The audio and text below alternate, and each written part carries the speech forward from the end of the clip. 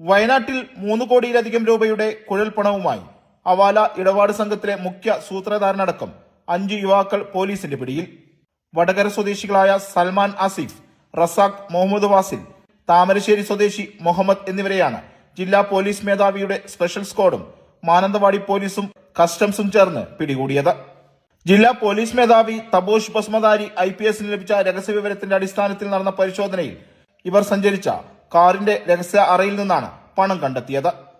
നിരോധിത മയക്കുമരുന്നുകൾ കടത്തുന്നു എന്ന രഹസ്യവിവരത്തിന്റെ അടിസ്ഥാനത്തിൽ കാർ കസ്റ്റഡിയിലെടുക്കുകയും തുടർന്ന് കസ്റ്റംസ് ഡെപ്യൂട്ടി കമ്മീഷണർ ശ്യാംനാഥിന്റെ നേതൃത്വത്തിലുള്ള 10 അംഗ സംഘവും പോലീസും നടത്തിയ വിശദമായ പരിശോധനയിൽ കാറിനുള്ളിൽ പ്രത്യേക അറയിൽ നിന്നാണ് പണം കണ്ടെത്തിയത്. 3 പേരെയും വിശദമായ ചോദ്യം ചെയ്തതിൽ നിന്നാണ് മുഖ്യ സൂത്രധാരനായ സൽമാന്റെ പങ്ക് വ്യക്തമാവുന്നത്. സൽമാന്റെ നിർദ്ദേശത്തെ തുടർന്നാണ് ബംഗളൂരുവിലെ KR നഗറിൽ നിന്നും ഇവർ പണം കൊണ്ടുവന്നത്.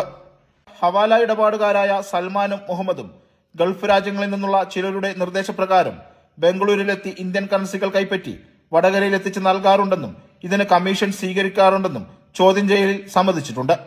ബംഗളൂരു സ്വദേശിയാണ് ഇവർക്ക് പണം കൈമാറിയത്. News desk true lens.